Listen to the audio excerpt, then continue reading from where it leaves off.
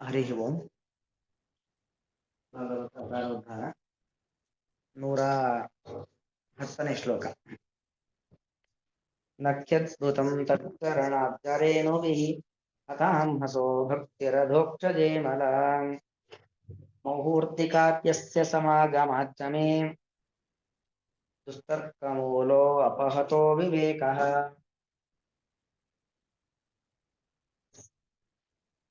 ನಹಿ ಅದ್ಭುತಂ ತ್ವಚ್ಚರಣಾಬ್ಜರೇಣುಭಿಃ ಅಥಾಂಹಸಃ ಭಕ್ತಿಃ ಅಧೋಕ್ಷಜೇ ಕಮಲಾ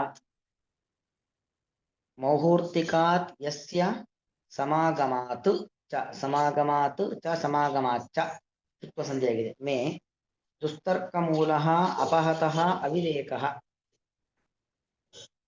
ಆ ರಘುಗಣರಾಜ ಜಡಭರತನ ಬಳಿ ಆಡ್ತಕ್ಕಂಥ ಮಾತು. ಆ ಜಡಭರತನನ್ನ ಸ್ತೋತ್ರ ಮಾಡುವ ಮೂಲಕವಾಗಿ ಜ್ಞಾನಿಗಳ ಸಮುದಾಯವನ್ನು ಸ್ತೋತ್ರ ಮಾಡ್ತಾ ಇದ್ದಾನೆ. ತ್ವಚ್ಚರಣಾಬ್ಜ ರೇಣುಭಿಃ ಅಹಂ ಹತಾಂಹಸಃ ಅಭವಂ. ಪ್ರತ್ಯೇಕ ವಾಕ್ಯಗಳೆಲ್ಲವೂ ಕೂಡ ತ್ವಚ್ಚರಣಾಬ್ಜ ರೇಣುಭಿಃ. ಭಗವಂತ ನಿನ್ನ ಭಕ್ತ ಯಾರು? ಈ ರಘುಗಣ ರಾಜ. ಅವನ ಚರಣಾಬ್ಜ ರೇಣುಗಳು. ಚರಣ ಅಂದ್ರೆ ಕಾಲು. ಅದರ ಆ ಕಾಲೆಂಥದ್ದು? ಅಬ್ಜ, ಕಮಲದಂತ ಕಾಲು. ಅದರ ರೇಣು ಭಗವದ್ಭಕ್ತರ ಪಾದ ಕಮಲದ ಧೂಳು. ಅದರಿಂದಾಗಿ ನಾನೇನಾಗಿದ್ದೇನೆ ಇವತ್ತು? ಹತಾಂಹಸಃ. ಅಂಹಸ್ ಅಂದ್ರೆ ಪಾಪಗಳು.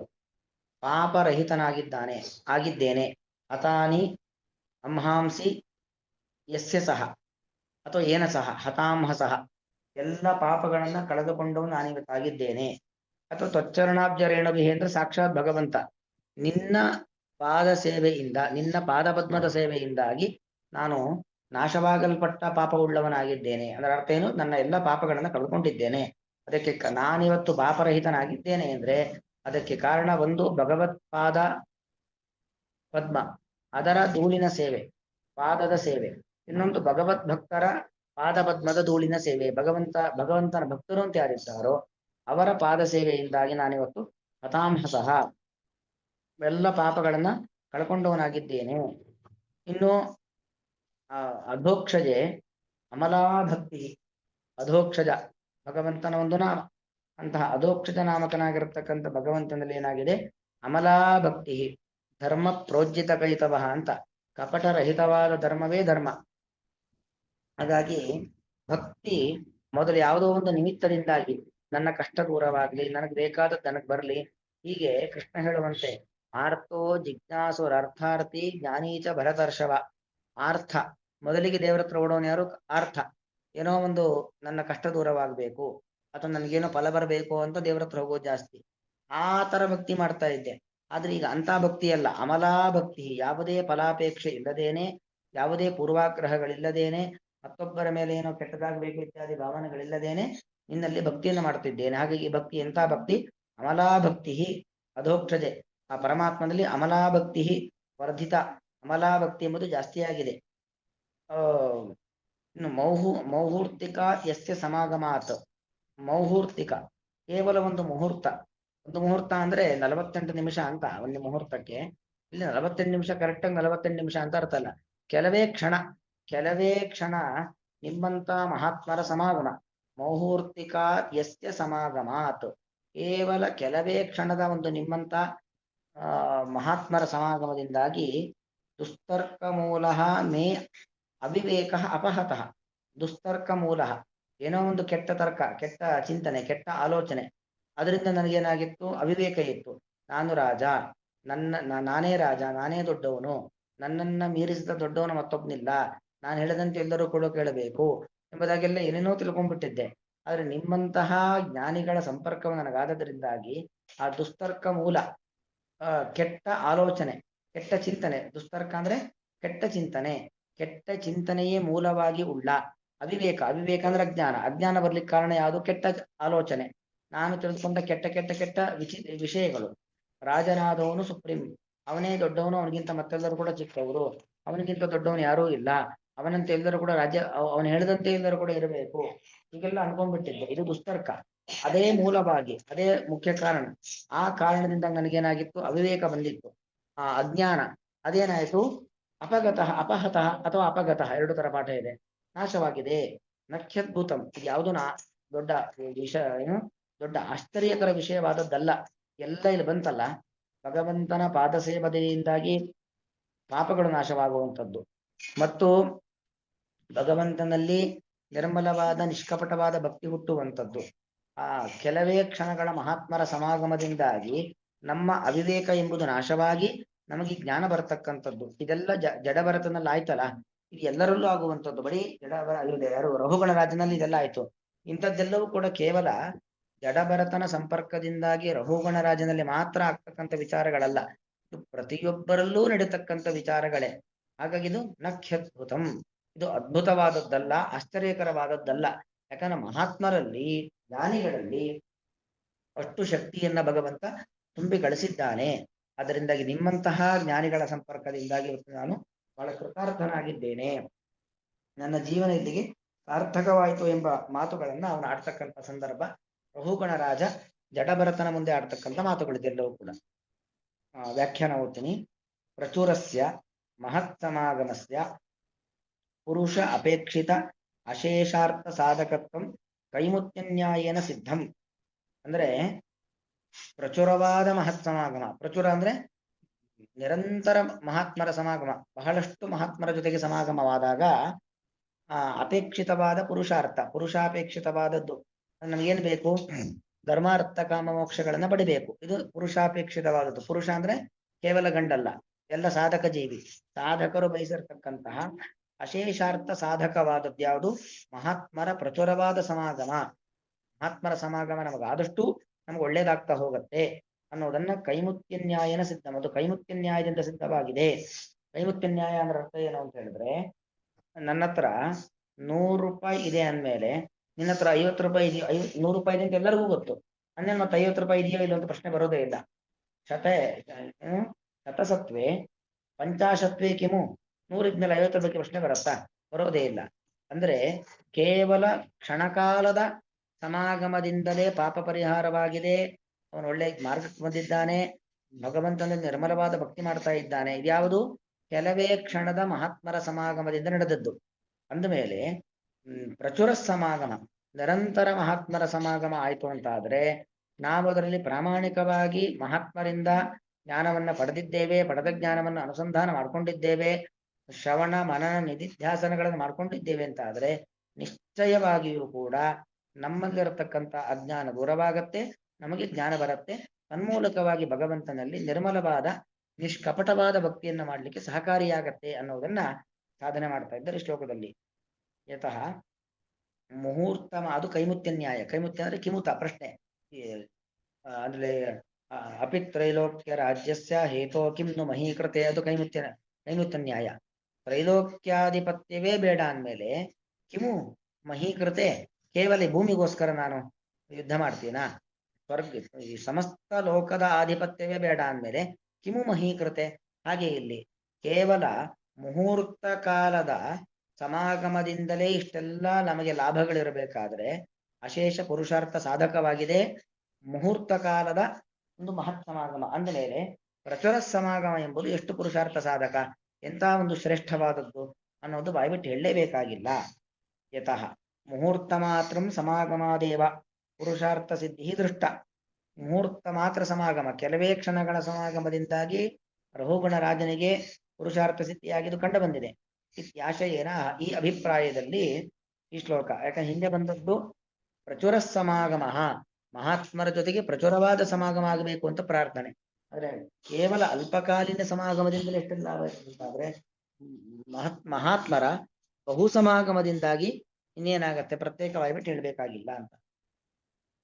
ನಖ್ಯದ್ಭುತಂ ಇತಿ ಮುಹೂರ್ತ ಮಾತ್ರಂ ಅವಸ್ಥಿತಾತ್ ಯಸ್ಯ ಮಹತ್ ಶಿಖಾಮಣೇಹೆ, ಅದು ಮಹತ್ ಶಿಖಾಮಣೇಹೆ ಬಿಡಿಸ್ಕೊಂಡಾಗ ಮಹತ್ ಶಿಖಾಮಣೇಹೆ, ತಕಾರಕ್ಕೆ ಚಕಾರ ಮಹತ್ ಆಗತ್ತೆ, ಚಕಾರಕ್ಕೆ ಮಹಾಪ್ರಾಣ ಛಕಾರ, ಎರಡು ಸಂಧಿ. ಒಂದು ತಕಾರಕ್ಕೆ ಚಕಾರ ಬರತಕ್ಕಂಥ ಶುತ್ವ ಸಂಧಿ, ಚಕಾರಕ್ಕೆ ಮಹಾಪ್ರಾಣ ಛಕಾರ ಬರತಕ್ಕಂಥ ಚತ್ವ ಸಂಧಿ, ಎರಡು ಸಂಧಿಯಾಗಿದೆ. ಮಹತ್ ಶಿಖಾಮಣೇಹೆ ಬಿಡಿಸ್ಕೊಂಡಾಗ महत् शिखामणे तव समागमातु मे मम कुतर्कमूलः अविवेकः अन्यथा मतिरूपः अपहतः नाश्रितो अभूत् ರಘುಗಣನ ಮಾತು ಮುಹೂರ್ತ ಮಾತ್ರ ಅವಸ್ಥಿತಾತ್ ಕೆಲವೇ ಕ್ಷಣ ಇದ್ದಂತಹ ಯಾವ ಮಹತ್ ಶಿಖಾಮಣಿ ಮಹಾತ್ಮರಲ್ಲಿ ಶಿಖಾಮಣಿ ಶಿಖಾಮಣಿ ಅಂದ್ರೆ ನಾವು ಕನ್ನಡದಲ್ಲಿ ಹೇಳ್ತೀವಲ್ಲ ದೊಡ್ಡ ಶಿಖಾಮಣಿ ಅಂತ ಅದಲ್ಲ ಶಿಖಾಮಣಿ ಅಂದ್ರೆ ಶ್ರೇಷ್ಠ ಅಂತ ಅರ್ಥ ಮಹಾತ್ಮರಲ್ಲಿ ಶ್ರೇಷ್ಠನಾಗಿರತಕ್ಕಂತಹ ತವ ಸಮಾಗಮ ನಿಮ್ಮಂತ ವ್ಯಕ್ತಿಗಳ ಸಮಾಗಮದಿಂದಾಗಿ ಮೇ ನನ್ನ ಅಂದ್ರೆ ರಘುಗಣರಾಜನ ಮಮ ಕುತರ್ಕ ಮೂಲ ಅವಿವೇಕ ಕುತರ್ಕವೇ ಮೂಲವಾಗಿ ಇರುವಂತಹ ಕುತರ್ಕ ಮೂಲದ ಒಂದು ಅವಿವೇಕ ಅಜ್ಞಾನ ಅದೇನಾಗಿದೆ ಅನ್ಯಥಾ ಮತಿ ಏನು ವಾಸ್ತವಕ್ಕೆ ವಿರುದ್ಧವಾಗಿ ತಿಳಿದುಕೊಳ್ಳುವಂಥದ್ದು ಅನ್ಯಥಾ ಮತಿ ಅದು ಅಪಹತಃ ನಾಶಿತೋ ಅಭೂತು ತಾದೃಶಸ್ಯ ತವ ಪ್ರಚುರ ಸಮಾಗಮವತಃ ಚರಣಾಬ್ಜರೇಣುಭಿಃ ಸುಚಿರಂ ಧೃತೈಃ ಹತಾಂಹಸಃ ಪುಂಸಃ ಅಧೋಕ್ಷಜೆ ಅಮಲ ವೈರಾಗ್ಯಾದಿನ ಪ್ರಭಾಸಮಾನ ಭಕ್ತಿ ಮುಕ್ತಿದಾಯಿನಿ ಇತ್ಯೇತತ್ ಅದ್ಭುತಂ ಆಶ್ಚರ್ಯಂ ನ ಇತಿ ತಾದೃಶಸ್ಯ ಅಂದ್ರೆ ಕೇವಲ ಮುಹೂರ್ತ ಸಮಾಗಮದಿಂದಲೇ ಇಷ್ಟೆಲ್ಲ ಲಾಭ ನನಗಾಗಿರಬೇಕಾದ್ರೆ ಅಂತಹ ಮಹಾತ್ಮರ ಸಮಾಗಮ ಅಥವಾ ಪ್ರಚುರ ಸಮಾಗಮವತಃ ನಿಮ್ಮಂತ ವ್ಯಕ್ತಿಗಳ ಮತ್ತೆ ಸಮಾಗಮ ಯಾರ ಜೊತೆಗಾಗಿದೆ ಅಂತವರ ಚರಣಾಬ್ಜರೇಣುವಿಹಿ ಪಾದ ಪದ್ಮದ ಧೂಳಿನಿಂದಾಗಿ ಸುಚಿರಂ ಧೃತೈಹಿ ಯಾರು ನಿರಂತರವಾಗಿ ಮಹಾತ್ಮರ ಪಾದ ಸೇವೆಯನ್ನ ಮಾಡಿ ಅವರನ್ನ ಶಿರಸ್ಸಿನಲ್ಲಿ ಧಾರಣೆ ಮಾಡ್ಕೊಂಡಿದ್ದಾರೋ ಅಂತವರು ಹತಾಂಹಸಃ ಪುಂಸಃ ಪಾಪಗಳನ್ನ ನಾಶ ಮಾಡಿಕೊಂಡಂತಹ ಪುಂಸಃ ಅಂದ್ರೆ ಸಾಧಕ ಜೀವಿಗಳ ಅಧೋಕ್ಷಜೆ ಅಮಲ ವೈರಾಗ್ಯಾದಿನ ಪ್ರಭಾಸಮಾನ ಅಮಲಾ ಭಕ್ತಿ ಅಂದ್ರೆ ಏನು ವಿಷಯ ಪದಾರ್ಥಗಳಲ್ಲಿ ವಿರಕ್ತಿ ಭಗವಂತನಲ್ಲಿ ಜ್ಞಾನ ಭಗವಂತನಲ್ಲಿ ಭಕ್ತಿಯನ್ನು ಮಾಡತಕ್ಕಂತಹ ಪ್ರಭಾಸಮಾನ ಭಕ್ತಿ ಹೊಳೆಯುವಂತಹ ಶ್ರೇಷ್ಠವಾದ ಕಾಂತಿಯುಕ್ತವಾದ ಭಕ್ತಿಯು ಮುಕ್ತಿದಾಯಿನಿ ಅಂತಹ ಭಕ್ತಿ ನಮಗೆ ನೇರವಾಗಿ ಮುಕ್ತಿಯನ್ನೇ ಕೊಡುತ್ತದೆ ಇತ್ಯೇದ ಆಶ್ಚರ್ಯಂ ಅದ್ಭುತಂ ಆಶ್ಚರ್ಯಂ ಇದು ಅದ್ಭುತ ಮಹಾತ್ಮರ ಪಾದ ಸೇವೆಯಿಂದಾಗಿ ನಮಗೇನಾಗತ್ತೆ ಮುಕ್ತಿ ಸಿಗತ್ತೆ ಅನ್ನೋದು ಆಶ್ಚರ್ಯಂ ದೊಡ್ಡ ಆಶ್ಚರ್ಯ ಅಲ್ವೇ ಅಲ್ಲ ಯಾಕಂದ್ರೆ ಮಹಾತ್ಮರ ಸಮಾಗಮ ಸ್ವಲ್ಪ ಕಾಲ ಆದದ್ದರಿಂದಲೇ ನಮಗೆ ಇಷ್ಟೆಲ್ಲ ಲಾಭ ಆಗಿರ್ಬೇಕಾದ್ರೆ ಇನ್ನು ನಿರಂತರವಾಗಿ ಮಹಾತ್ಮರ ಸಮಾಗಮ ಆಯಿತು ಅಂತಾದ್ರೆ ನಮಗೆ ಒಳ್ಳೇದಾಗತ್ತೆ ಅನ್ನೋದು ದೊಡ್ಡ ವಿಚಾರವಲ್ಲ ಹಿ ಶಬ್ದೇನ ಅಲ್ಲಿ ನಖ್ಯದ್ಭುತಂ ನ ಹಿ ಅದ್ಭುತಂ ಹಿ ಪ್ಲಸ್ ಅದ್ಭುತಂ ಅದ್ಭುತಂ ಎಣ್ಣು ಸಂಧಿಯಾಗಿದೆ ಈಕಾರಕ್ಕೆ ಯಕಾರ ಬಂದಿರತಕ್ಕಂಥದ್ದು ನಖ್ಯದ್ಭುತಂ ಹಿ ಶಬ್ದೇನ ಜ್ಞಾನಿಭಿ ಅನುಭೂತಮಿದಂ ಸೂಚಯತಿ ಹಿ ಅನ್ನೋದು ಸಂಸ್ಕೃತ ಸಾಹಿತ್ಯದಲ್ಲಿ ಪ್ರಸಿದ್ಧಾರ್ಥ ದ್ಯೋತಕವಾದ ಅವ್ಯಯ ಇದು ಪ್ರಸಿದ್ಧ ಎಲ್ಲರಿಗೂ ಗೊತ್ತಿರತಕ್ಕಂಥ ವಿಚಾರ ಅನ್ನೋದನ್ನ ತೋರಿಸಿಕೊಡ್ಲಿಕ್ಕಿರತಕ್ಕಂಥ ಒಂದು ಅವ್ಯಯ ಹಿ ಎಂಬತಕ್ಕಂಥ ಅವ್ಯಯ ಈ ವಿಚಾರ ಮಹಾತ್ಮರ ಸಮಾಗಮ ಎಂಬುವಂಥದ್ದು ಅತ್ಯಂತ ಲಾಭದಾಯಕವಾದದ್ದು ಅನ್ನೋದನ್ನ ಅನೇಕರು ಕಂಡುಕೊಂಡಿದ್ದಾರೆ ಈ ಶಬ್ದೇನ ಜ್ಞಾನಿಭಿ ಅನುಭೂತಂ ಈ ವಿಚಾರ ಜ್ಞಾನಿಗಳಿಗೆ ಗೊತ್ತಿರತಕ್ಕಂಥ ವಿಚಾರ ಅನ್ನೋದನ್ನು ಸೂಚನೆ ಮಾಡ್ತಾ ಇದೆ ಈ ಶಬ್ದ ವಹ ಇತಿ ತವೇತಿ ಚ ರಘುಗಣಸ್ಯ ಅವಧೂತಂ ಪ್ರತಿ ವಚನಂ ಅಲ್ಲಿ ನಹಿ ಅದ್ಭುತಂ ತ್ವಚ್ಚರಣಾಬ್ಜರೇಣುಭಿಃ ಹತಾಮಸೋ ಭಕ್ತಿ ರಥೋಕ್ಷತೆ ಮಲ ಅಲ್ಲಿ ಮುಹೂರ್ತಿಕಾತ್ ಯಸ್ಯ ಸಮಾಗಮಾಚ್ಚಮೆ ದುಸ್ತರ್ಕಮೂಲೋ ಅಪಹತೋ ಅವಿವೇಕಃ ಅಲ್ಲಿ ಹಿಂದೆ ಬಂತು ಶ್ಲೋಕದಲ್ಲಿ ವಹ ಮಹಾತ್ಮನ ಪ್ರಚುರ ಸಮಾಗಮ ವಹ ವಹ ಅಂದ್ರೆ ನಿಮ್ಮ ಅಂತ ಅಲ್ಲಿ ವಹ ಅಂದ್ರೆ ನಿಮ್ಮ ಅರ್ಥ ಏನು ವಹ ತವ ಅಂತೆಲ್ಲ ತ್ವಚ್ಚರಣಾಬ್ಜರೇಣು ಬಿಹಿ ಅಂತ ಬಂತಿಲ್ಲಿ ತ್ವಚ್ಚರಣಾಬ್ಜರೇಣ ತವ ಚರಣಂ ತ್ವಚ್ಚರಣಂ ನಿಮ್ಮ ಪಾದ ನಿಮ್ಮ ಅಂದ್ರೆ ಯಾರ್ದು ಭರತನಿಗೆ ಜಡಭರತನಿಗೆ ರಘುಗಣ ರಾಜ ಹೇಳ್ತಕ್ಕಂಥದ್ದು ಅದು ಅಲ್ಲಿ ವಹ ಪ್ರಚುರ ಸಮಾಗ ಹಿಂದಿನ ಶ್ಲೋಕದಲ್ಲಿ ವಹ ಅಂದ್ರೆ ನಿಮ್ಮಂತ ಜಡಭರತ ಅವನಿಗೆ ಜಡಭರತನಿಗೆ ಹೇಳ್ತಕ್ಕಂಥ ಮಾತು ಅವಧೂತ ಅವಧೂತ ಅಂದ್ರೆ ಅವನು ಹೇಗಿದ್ದಾನೆ ಅವನು ಏನೋ ಬ್ರಾಹ್ಮಣನೋ ಕ್ಷತ್ರಿಯನೋ ಬ್ರಾಹ್ಮಣ ಅಂತಾಗಿದ್ದ ಬ್ರಹ್ಮಚಾರಿಯೋ ಗೃಹಸ್ಥನೋ ಯಾವುದೂ ಗೊತ್ತಾಗದಂತೆ ಯಾರು ತಿರುಗಾಡ್ತಾ ಇರ್ತಾರೋ ಆ ತರ ಇರ್ತಕ್ಕಂಥ ಈ ಜಡಭರತ ಅವನ ಬಗ್ಗೆ ಹೇಳ್ತಕ್ಕಂಥದ್ದು ಈಗ ವಹ ಎಂಬುವಂಥದ್ದು ಮತ್ತು ತ್ವಚ್ಚರಣಾಬ್ಜರೇಣುಭಿಹಿ ಎಂಬುದಿರ್ತಕ್ಕಂಥ ತ್ವತು ಅಂದ್ರೆ ತವ ಅಂತ ಅರ್ಥ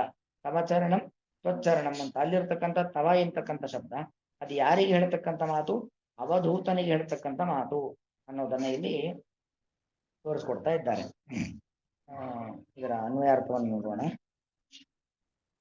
ಇಲ್ಲಿ ಅವಧೂತ ಅಂತ ಹೇಳಿದ್ರೆ ಒಂಥರ ಸನ್ಯಾಸಾಶ್ರಮದಲ್ಲಿ ಇದ್ದವನು ಅಥವಾ ಯಾವ ಆಶ್ರಮ ಅಂತ ಗೊತ್ತಾಗೋದಿಲ್ಲ ಆ ರೀತಿಯಲ್ಲಿ ಇರತಕ್ಕಂಥ ವ್ಯಕ್ತಿಗೆ ಅವಧೂತ ಎಂಬುದ ಕರೀತಾರೆ त्वच्चरणाब्जरेणुभिः हतांहसः अहम् अमला भक्तिः अधोक्षजे मयि जात नन्ನಲ್ಲಿ ಹುಟ್ಟು मौहूर्तिकात् यस्य समागमात् च ಮೊದಲು च मौहूर्तिकात् यस्य समागमात् मे दुस्तर्कमूलः अविवेकः अपहतः न हि अद्भुतम् ಅಥವಾ ಅದ್ಭುತಂ ನಹಿ ಅದ್ಭುತವಲ್ಲವಷ್ಟೇ ಇದು ಅದ್ಭುತವಾದದ್ದಲ್ಲ ಇದು ಆಶ್ಚರ್ಯಕರವಾದದ್ದಲ್ಲ ನಿಮ್ಮಂತ ಮಹಾತ್ಮರ ಸಮಾಗಮದಿಂದಾಗಿ ನಮ್ಗೆ ಇಷ್ಟೆಲ್ಲ ಒಳ್ಳೆಯದಾಗತ್ತೆ ಅಂತಕ್ಕಂಥದ್ದು ಆಶ್ಚರ್ಯಕರವಾದದ್ದಲ್ಲ ಅನ್ನೋದು ಇದರ ಅಭಿಪ್ರಾಯ ನತ್ಯದ್ಭುತಂ ತತ್ಸರಣಾಬ್ಧರೇಣುಭಿಃ ಹತಾಂಹಸೋ ಭಕ್ತಿರಧೋಕ್ಷಜೇಮಲ ಮೌಹೂರ್ತಿಕಾತ್ಯಸ್ಯ ಸಮಾಗಮಾಚ್ಚನೆ ದುಸ್ತರ್ಕಮೂಲೋಪಹತೋ ವಿವೇಕಃ.